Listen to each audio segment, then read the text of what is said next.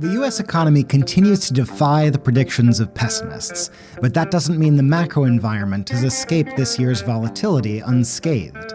Can the brief slowdown in Q2 consumption lead to even greater future growth? Will businesses be able to optimize for the new onshoring trend? And where does this put opportunities across private equity, credit, commercial real estate, and liquid markets? I'm Harrison Beck, Future Standards content strategist. Luckily, we've got Chief Market Strategist Troy Gayeski in the Future Standard podcast studio to give us some answers. He'll walk us through the insights in his most recent perspectives note, including where he's seeing opportunities across private markets. Troy, welcome. Good to see you, Harrison. Happy tail end of the summer. Happy tail end of the summer. Well, let's start with the macro backdrop. You've titled your most recent perspectives note, Delayed but Not Denied. Why is this a useful mindset for investors in the second half of 2025, and what does it mean for the current economic landscape?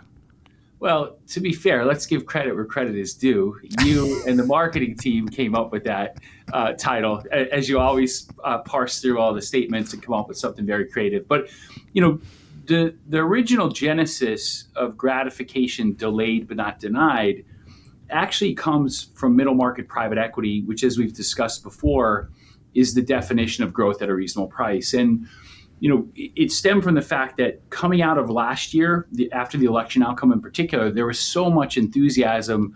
Markets were ripping again, eclipsing the 2021 multiples. And private equity assets had not only not gone up, they went down even more in terms of value. And so when you think about that from a profit standpoint or a return on investment standpoint, the multiple re-expansion of private assets is going to happen. It's just going to take longer than it would have otherwise because of the trauma that the economy and markets went through Liberation Day. So, as you extend that delayed but not denied framework, it affects a lot of different areas of investing. And so we'll hit the economy first, as your question alluded to, that, as you go through Q2 and Q3, I think even the perma bears and the perma pessimists calling for the U.S. economy to collapse overnight, and 60% of companies in America, are going to just cease to exist, all sorts of nonsense. There were recession probabilities calling for like 80% probability, 100% probability, all sorts of goofy stuff. I think even they can admit that, yes, the U.S. economy is really resilient. And by the way, we're not having a recession anytime soon. That being said, it was a traumatic moment. And what it did is it pushed back a lot of deal flow on private credit, not only in corporate credit, but also commercial real estate. It pushed back consumption in the U.S. economy because even though the consumer is still very resilient, when you're getting inundated with these nonstop headlines of, here we go, another hyperinflation wave, oh my goodness, the economy is going to collapse, it's natural that you have a pullback in spending, which is, from my perspective, very good because I'm always focused on forward consumption as opposed to current, right? And so what happened in Q2 is consumers did pull back to some extent. They boosted their savings rates, even more in line with higher end historical averages, which means there's more future consumption power to come and help drive the economy over the future. Tied to that also, I must add, is business fixed investment. Remember that business fixed investment was going to completely collapse by the tariffs. No business in America was ever going to invest in anything again. Well, it is true that business fixed investment stopped climbing at the meteoric rates that it had been, driven by, let's call them non-AI businesses, but also AI businesses, but it was still positive. And when companies are going through that for one quarter, we could call it Q2, Q3 adjustment process, it's very logical that on the margin, they're not going to make the marginal hire. They're not going to make the marginal investment. But as more certainty seeps in and everyone gets it, okay, we're realigning trade policy. The Treasury is benefiting from a tremendous amount of revenue. Yes, certain businesses are going to be hurt, but others are going to benefit. Then again, it's not future consumption power, it's future investment power that was delayed but not denied. So you can really extend that like a whole host of areas.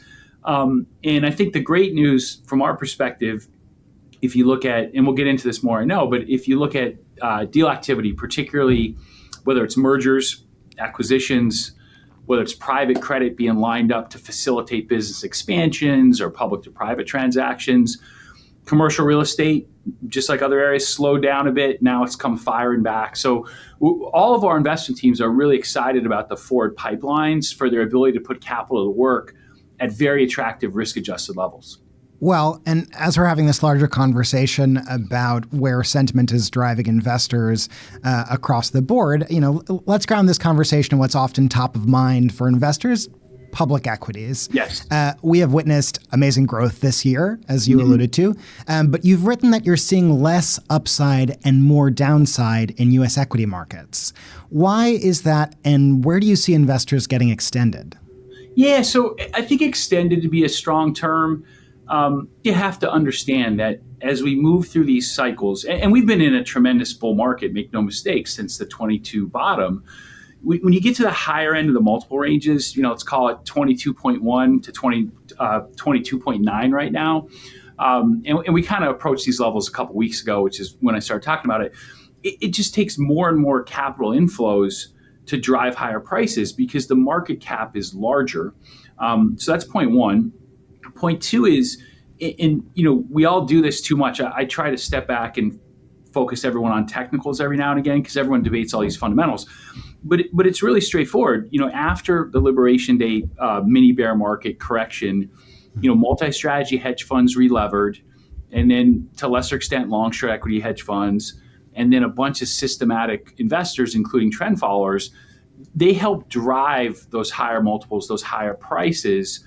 And of course, including that was retail. Retail has been very active for really the last 10 years. So a lot of that buying power has been exhausted, right? So there's just very little juice left in the tank. So really, until share buybacks start, we're almost through earnings season. So they'll start, and in some cases have started a little bit. The only ones that really matter are mega cap tech at the end of the day. But until that happens, there's just less liquidity to drive assets higher. And then the flip side, when you're at those extended valuations and you don't have a bunch of willing buyers, either systematically driven or fundamentally driven on the sidelines, ready to pounce, if something were to go wrong, again, whatever that something is, you would just have more downside. So it's not like the world's ending. It's just, hey, be realistic from here. We've enjoyed a tremendous year so far. Once again, led by mega cap tech, despite all the haters out there and all the desire to let's do goofy international, let's do small cap, let's own market cap weighted indices, and then find the alternatives to complement that, which is the main use case for middle market private equity. Well, and so speak a little bit more to that. What is your take on the options for complementing public equities? Yeah, so any way you approach it, if you approach it just fundamentally, like you want to own market cap weighted indices. We have arguably the five greatest companies mankind's ever seen. The four hyperscalers, NVIDIA. Some would throw Apple in there. They're not the company they used to be, but still a great company. I don't know why anyone talks about Magnificent Seven anymore because Tesla hasn't been magnificent for a long, long time. How you could put a company with negative 10% year-over-year revenue growth in that same vernacular is kind of kooky. But yet you still see analysis like Magnificent Seven this. It's like, guys, relax. Like, let's get a little more focused. So you want to own some degree of that, right? And the degree really comes down to what your risk appetite is, how much volatility can you handle, understanding the extended valuations. Some of the cheaper, let's call them Fantastic Four or Fab Five are a little bit more expensive now than they were 6 months ago or 3 months ago. So what do you complement that with? And when you look at the world is really devoid of attractive growth other than the U.S., right? There's a few great international companies. TSMC would come to mind. Novo had a chance. Somehow they torched it. There'll be case studies written at Harvard on that for years, no doubt. But there's very little growth overseas. There hasn't been for years. So it's very hard to get growth opportunities in Japan or emerging markets. When you think of the BRICS, right, there's really only one BRIC left. That's India. They've never been cheap. You have gotten growth. And then Europe, it's been a sclerotic economy since the days of Gerhard Schrader and Jacques Chirac. So where do you go through growth? You got to be in the U.S., obviously.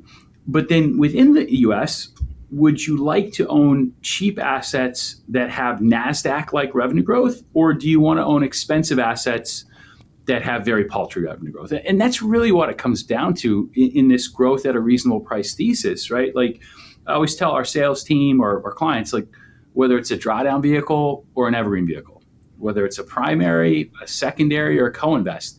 It all starts with the asset class growth that we can hopefully add alpha on top of, like we've done historically. And then from there, you're at rock bottom prices. We're roughly, depending on the metric, 25 to 30% cheaper than 2021. We're right now about 40% cheaper than the Russell 2000 on an EV to EBITDA basis. And you're getting, let's call it 2 to 6 times the revenue growth of the Russell. And you're getting more than double the revenue growth of the S&P, which, by the way, is dominated by mega cap tech, which you kind of already own. So when you go through it proactively, okay, what do I want to own? For what reason? All roads lead to GARP, right? When you can find it, you grab it. And if you do process of elimination, you come to the same conclusion. Now, I would say that doesn't mean that like small cap can't rally for 2 weeks or 4 weeks. I know that's a sell side favorite right now, given that the Fed's about to cut. But in terms of a strategic holding, when you can find growth at a reasonable price, you want to grab as much of that as you can to complement your large and mega cap tech exposures. That makes a lot of sense. Speaking a little bit more about private equity, you've written about how you're paying attention to headline-grabbing themes like AI infrastructure, like robotics, but also some less glamorous themes, HVAC and lawn care improvement, roll-up, and consolidation. What are some of the other themes and ideas within private equity that you're paying attention to? Yeah, so I think when you start at the top level from just a sectoral asset allocation standpoint, one of the things that's pleasantly surprised us, and part of this was tied a little bit to Liberation Day. Some of it's tied to the rather aggressive treatment of certain large endowments by the new Tax Cut and Job Act's extension. The secondary opportunity is persisting much more than we would have guessed coming into the year, and we're expecting record volumes, not at the prices they were at 22, but certainly it's still attractive pricing. So that's one thing that's pleasantly surprised us. In terms of middle market P in general, to your point, in terms of headline grabbing themes, we don't invest to grab headlines, right? But you'd have to be asleep at the wheel to not understand this incredible AI infrastructure boom, right?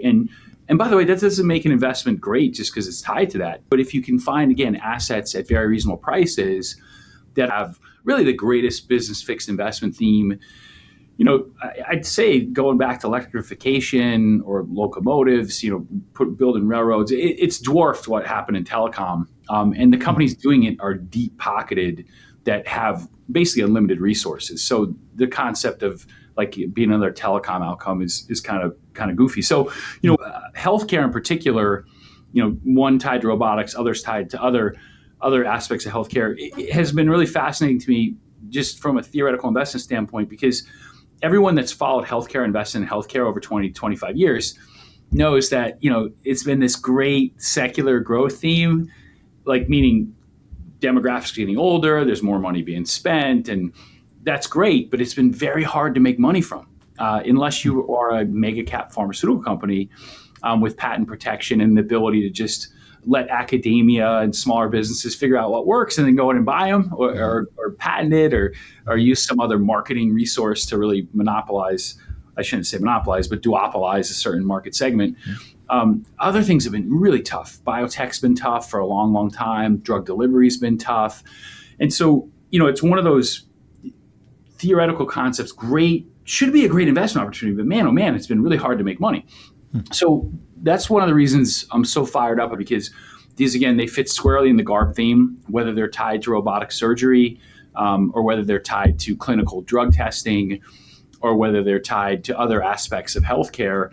They all have well above S&P revenue growth, well above S&P EBITDA growth in a sustained trend, right? That, again, things always can go wrong, but when you look at robotic surgery, it's got a long way to run. When you look at all the emphasis on drug testing, that's a reliable revenue source. Infusion care would be another, home treatments. And, another aside to all this is everything in healthcare, you have a Medicare and Medicaid cloud over that you have to make sure you can withstand either lack of Medicare growth or, in some cases, draconian Medicaid cuts. So those are very exciting. And then the more boring ones, again, like nothing's boring that's growing EBITDA and revenue at 10 to 15%, right? That's exciting. But yeah, like obviously lawn care, maintenance and consolidation plays and growing aspects of the U.S. economy. That's kind of one of the bread and butters of what middle market private equity does, right? Is find these great concepts that have been applied well in a small geographical footprint and then expand them, bring in outside capital, professional management, make them as efficient as possible, and then just duplicate it. The thing with data centers is they also need to be cooled, right? So shockingly, one of the greatest growth verticals there is, you guessed it, data centers, right? So there's a lot of kind of meat and potatoes opportunities. And then there's some that, to use your term, are a little more headline grabbing, but I just want to remind everyone that what we're talking about is not like early stage VC or phase 2 trials. That's much more speculative capital. That's the domain of venture or public markets to finance. We're focusing on operating businesses that are profitable. And then the question is, how can we make them more profitable and help them grow, right? And that is really what middle market private equity, constructive middle market private equity, is all about. Makes a lot of sense. Well, let's move on from private equity to talking about credit. So what are some of the meaningful opportunities you're seeing in credit, and why do these themes have your attention? Yeah, so look, I think every investment manager, whether you're public or private, obviously in private, it takes more time to evolve portfolios, but you're always looking at the best way to incrementally increase the return versus risk profile of a portfolio. And so as we go through that process, I'd say commercial real estate would be a great example where, you step back to 2021, industrials have never had a fundamental problem.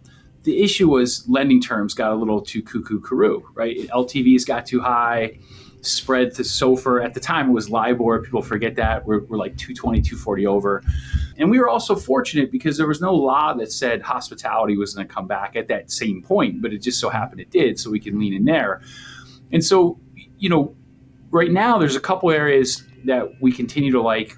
Industrial has come back to us. We were very, very patient. This happened about 18 months ago. Terms got better.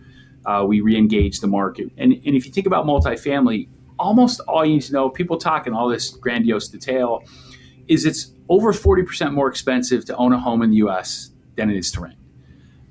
That's unfortunate for first-time home buyers. But the economic reality is, if you have any financial constraint at all, it works in your favor to rent rather than own.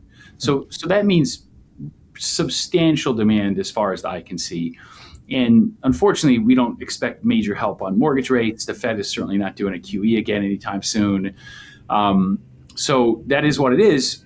Now, if you go a little more in the weeds and you think about supply demand, on the supply side, there were, let's just call it, a lot of real estate investors that didn't understand how far behind the curve the Fed was and what inflation even meant. And, the Fed's going to hike by 50 basis points. I'll never forget some of the panels I did back at the end of 21 with some of those folks, and they just had no idea what was coming in real estate in terms of a correction. But after the correction, what that led to is a complete slowdown in new construction. So you had this big wave of construction that hit the market that helped drive prices lower in even great areas of the country, like in Austin or in Nashville, that were marginally overbuilt. And now you see this complete supply cliff ahead of you. So whether it's industrial or multifamily, you have strong demand, and now you're seeing supply absolutely collapse relative to where it's been, for 5, 7, in some cases 10 years. That bodes really well for the forward outlook on commercial real estate. We still favor lending over owning because there's still a couple more years to go before cap rates get materially higher than borrowing rates. But big picture, we're in really good shape there. I'd also say, if you're focused on equity part of the capital structure, make sure it's an income play first, and then understand that it's going to take several years before you get material appreciation. So focus on the income, right, first. And then on private corporate credit, as usual, we're up to all sorts of really creative stuff. I'd say, 3 areas of the most creative we've been, let's call it the last 3 years, has been, lifting assets off bank balance sheets. That came and went. We made hay while the sun was shining, and let's face it, like there's been a change in the regulatory environment, and banks feel a lot better about their balance sheets. So we locked in some very high yielding safe assets for our clients. But the other two, one would be considered countercyclical lending or opportunistic lending to either companies or sectors of the economy that are going through a short-term pain patch for whatever reason. And then lastly, I'd say on private credit, a lot of what we do is upper middle market, large mega cap. We're really created an asset-based finance. We talked about commercial real estate lending already, but we also have a team that focuses in on non-sponsored lower middle market. And what's so great about that is you get additional yield, and there's an additional alpha proposition because of the small nature of the companies and the fact that management teams are far more willing to negotiate tighter covenants and provide a little bit more of a payout because of the growth profile. So yeah, a lot of exciting stuff in private credit. And I think that if you probably polled all 10 top BDCs or top 20 private credit players, everyone was so fired up coming into the year, and then it was like, whoops, Liberation Day, and a lot of activity slowed down, and now it's coming back very, very strong, which bodes well for attractive income streams. Well, and that was great because I feel like we covered credit and also covered commercial real estate in terms of equity, in terms of lending. So let's close it out on this whistle-stop tour through the asset classes. Let's talk liquid markets. Mm-hmm. What are some of the timely opportunities you're seeing, and what sorts of ongoing shifts or evolutions should investors be aware of? Yeah, so on the liquid market side, remember, like almost everything else we do, we're focused on risk-adjusted returns. I should say everything we do, we focus on risk-adjusted returns. But some strategies are for growth. Some strategies are for income. Some are for diversification. What bonds used to be back before the Fed started to hike. We put a number on that, roughly 4, but whether it's 3 or 5, it really you won't notice difference. And so, there I think, as you've seen this year evolve, remember the whole merger arb thesis was regardless of election outcome, the policy environment would change and become more beneficial to mergers. And at the time, deal break risk was actually double what it had been historically, but you were getting paid like 3 to 4 times that. So that's kicked in some good upside. Again, not to get too much in the weeds, but given all the volatility in markets early half of the year, which we don't expect will continue, obviously vols dropped a lot. There were a lot of great trading opportunities. But one of our favorite themes that had really lagged this year for primarily technical reasons was prepayment sensitive RMBS, where we're taking advantage of this secular slowdown in refi activity driven by higher mortgage rates. And so it's really nice to see that start to perform. And I think we're in an enviable position now as we've deployed our balance sheet. As an investment manager, you always want to have more ideas than money, like more ideas than money. When you think of how folks get into trouble, 9 out of 10 times it's because they have more money than ideas. Hence why so many perpetual BDCs have such high syndicated bank debt exposure, but that's for another takeaway, I'm sure. And so we're in a really good position, we think, to achieve that return goal with more heavy balance sheet deployment, not only in income-oriented strategies like prepayment sensitive RMBS or structured credit, but also event-driven strategies like merger arb, or even a sub-basket of that is bank consolidation, like a mini theme within event-driven. And then convert arb has always been a classic go-to hedge fund strategy where you can monetize high levels of volatility. You don't have equity-like upside when everything goes right, but you have far less downside, which is exactly what we're trying to solve for at the broader portfolio level. Well, that makes a lot of sense, and certainly some interesting things to watch in that area. Finally, as we wrap up this episode, it's the name of the show, and a great way to summarize our conversation. What's the takeaway you want listeners to have from our time together today? Yeah, so takeaway one is please start ignoring every pessimist that's out there that always finds a new reason why things are going to go wrong. Look, I'm the first to admit that when Liberation Day happened, recession risk went from 0 to, we cuffed it at roughly 1 in 3, right? 1 in 3 is a lot different than 80% or 90%. The U.S. economy continues to be incredibly resilient. Number 2, we didn't even talk about, we'll save it for later, but the Fed is going to cut, right? There's a lot of cognitive dissonance. That's 3 strategy notes from now. Hopefully I'll be able to get it out soon enough to be relevant. But the Fed is going to cut. The conditions are there for them to cut. tariffs are a tax. They suck consumption out of other parts of the economy. And the economy is in good shape, but the labor market has weakened. The consumer is not as powerful as they were. So that's 2. 3, as you're looking at different alternative strategies, I would strongly suggest that you focus on those that have more ideas than money, that are able to opportunistically refocus their attention on the sectors within their strategy that have the best risk reward, and aren't just married to like, yeah, we're commercial real estate lenders. All we do is multifamily industrial. Like, we love that now, but like, guess what? We ramped up hospitality. We've faded industrial. And then on the private credit side, like having the ability to do non-sponsored lower middle market, that's really powerful, very powerful. Having the ability to go after asset-based finance, which is a very inefficient market where we have a clear kind of thought leadership position, not knocking anyone else, but having that flexibility enables you to deliver better risk-adjusted returns over time. Powerful things to think about and to put into practice. Well, to go in depth on the latest in private market strategy, read Troy Gayeski's latest perspective, Delayed But Not Denied. Find it at the link in the description, or get this insight and more at futurestandard.com. Troy, thanks for a great conversation. Happy end to the summer. Happy Labor Day, everybody. And we'll see you soon. See you soon.